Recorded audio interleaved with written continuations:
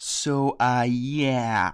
I'm not in the mood to surprise anyone, and needless to say, this episode didn't surprise me. I'll put it bluntly, I didn't like it. That has nothing to do with the fact that this episode had my least favorite writer on the show joining forces with the writer from Johnny Test to make a Spike episode because Charlotte Fullerton's last collaboration worked out so fucking well. Wow, this episode never stood a chance. But then I learned that Megan McCarthy was going to help write this episode and maybe keep things in check. She did not. Well, what am I talking about? Let's review Power Ponies. Oh, by the way, at some point this video will be lost in a copyright limbo, so if you're going to embed it or link it, embed the version I upload on my Dailymotion account. The episode starts with Spike reading a comic book, and he gives the backstory of the comic's main villain, the Maniac. Hey, you guys already kinda used that pun. The backstory of the Maniac isn't exactly interesting, and it definitely isn't important.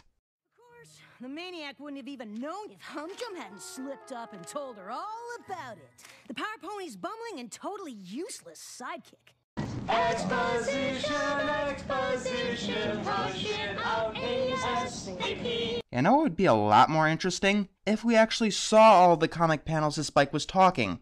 But that's just a nitpick. My complaints are a bit further down the line. But still, it's obscuring the comic for almost no reason whatsoever. Yeah, I know that the episode is going to suck everyone into the comic book later, but the ponies and the heroes can have different appearances. Spike talks about the Power Pony sidekick, Humdrum, who is pretty useless. Yeah, we'll get to that. Apparently, Twilight and the others have to help clean up Celestia's castle because their last visit was so invigorating. I keep hearing that they're going to fix up the castle for Twilight, and that's definitely a possibility. My main problem is that going to the castle serves nothing to the story and only bogs down the pacing. They're cleaning up the castle, but no one needs Spike. Excuse me, didn't Twilight just say? We're gonna make any progress fixing up Luna and Celestia's old castle tomorrow. We all have to do our part. We don't want to be too tired to lend a hoof. Or claw.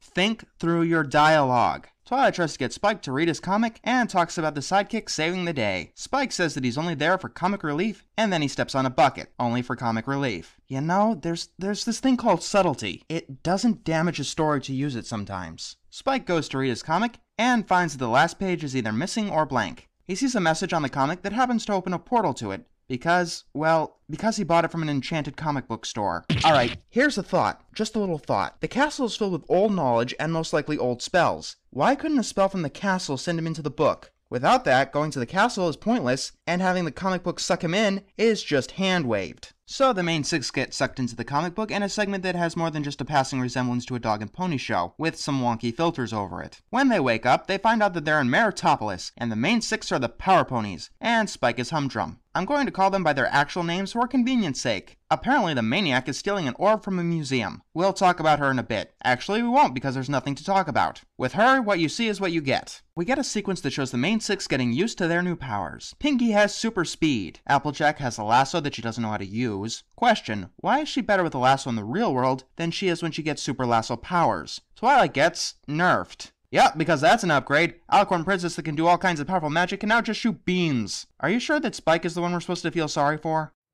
Dash, quick! You're Zap, and your superpower is controlling the mighty forces of nature! Hey, it's kinda like her in real life. And you've noticed my first big problem with the episode. The main six are pretty much superheroes in actuality. The only difference here is that none of them actually know how to use their normal abilities. So getting superpowers makes them weaker.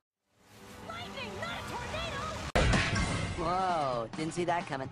Yeah, I think I know who wrote this part. Pinkie goes into the tornado because I don't know. And because she brought cupcakes, Rainbow gets hit in the face and gets thrown into the tornado. Fluttershy apparently has the ability to turn into a monster if she gets angry. Hey, that's kinda like every fucking Fluttershy episode ever. Here's an idea. It only took me 5 seconds to think about it, so you might not like it, but try giving it a shot. Give them original powers that they don't normally have. You know, turn Fluttershy into Beast Boy, give Rainbow the ability to duplicate, give Rarity the power to turn invisible. I don't fucking care! Just give them something we can't see in any other episode. Speaking of Rarity, she has the ability to think of anything and make it appear. The first thing she thinks about is a tea set. Okay, Charlotte Fullerton, you wrote Suited for Success. Megan McCarthy, you wrote Sweet and Elite. Both episodes showing Rarity at her best and brightest. If there's any character you turn into a moron, it shouldn't be her.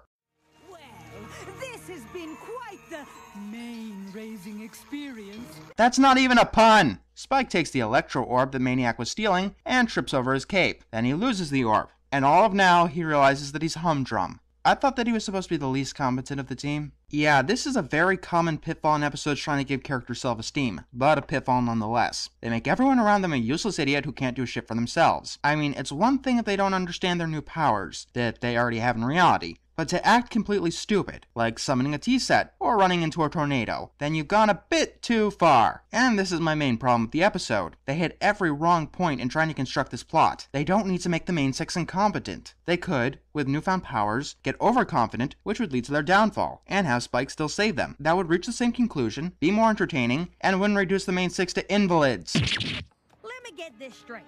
We've been sucked into some kind of comic book world?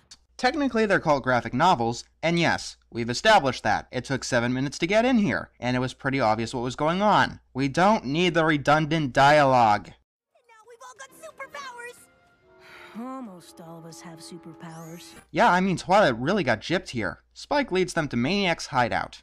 Is that a shampoo factory? Why, yes, it is, Applejack. We've established that before the opening theme. Thank you for joining us on this epic adventure. What would we do without you?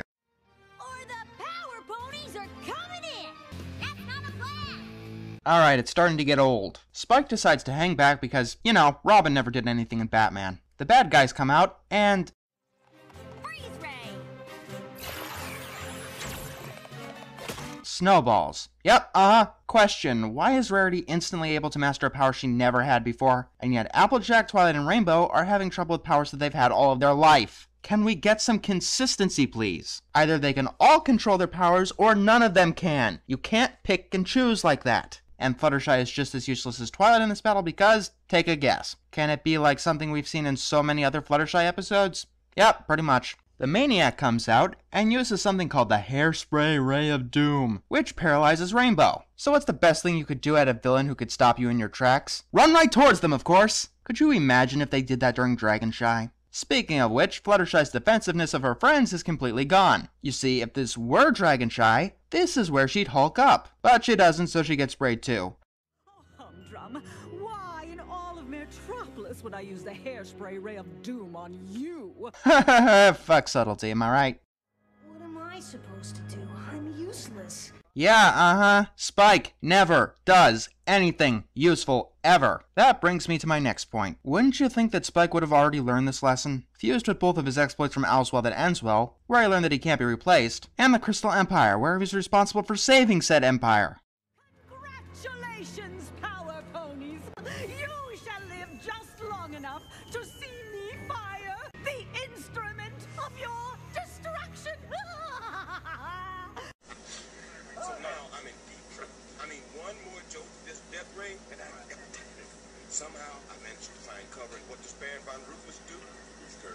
He starts monologuing. He starts like this prepared speech about how feeble I am compared to him, how inevitable my defeat is, how the world will soon be his. Yammering. I mean, a guy has me on a platter, and he won't shut up. There's a difference between parroting cliches and using cliches. This is why we don't talk to the writers of Johnny Test. They don't know the difference, and you should not expect them to. They aren't at our intelligence level.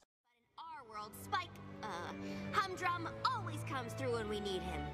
Show, don't tell. The Maniac keeps monologuing because we need to keep as little suspense in the scene as humanly possible. Not even the shows you are trying to make fun of had the villains monologuing this much. Spike manages to save the day and lets the Power Ponies escape.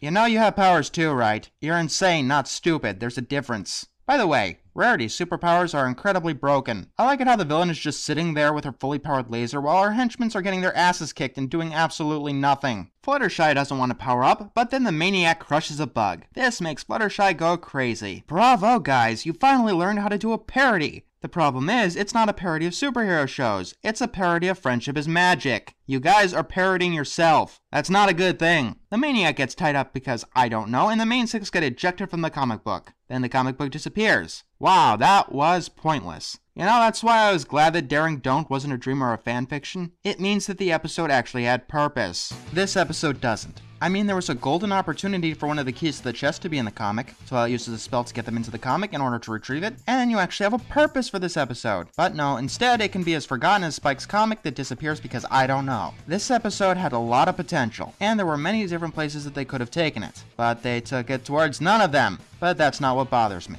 What bothers me is how nerfed the main six had to be. They knew how to use their powers only when the plot demanded that they use their powers, despite being very similar to their real-world powers, to the point where half of the time I couldn't tell the difference. You don't have to make other characters useless to make one character feel useful. In fact, doing that undercuts the message you are trying to teach. I'm pretty sure they were going for a parody with the superhero cliches. Here's the thing. They weren't making fun of superhero cliches, they were just straight up using superhero cliches. If you want to do a parody, you've got to mock the cliches. If you're doing a story in earnest, then you should use as few cliches as possible. The moral wasn't one that Spike needed to learn. Hell, when I come to think of it, wouldn't it have been a better moral for Fluttershy? Isn't she the one who's more prone to feeling useless? No, I'm not angry at the what could have been, although there's a hell of a lot here. I'm angry at the lack of subtlety, the obvious moral, inconsistent powers, poor usage of superhero cliches, very bad story structure, and the flanderization of at least rarity. And before you say anything, no, I'm not actually mostly mad at Charlotte Fullerton, although she's most likely to blame for the inconsistent powers. Having a poor villain and characterizing side characters poorly, these are the hallmarks of Megan McCarthy. So yes, out of my least favorite writer on the show, a writer from Johnny Test, and my favorite writer, I'm saying the one who done screwed up this one is my favorite writer. Whoa, didn't see that coming.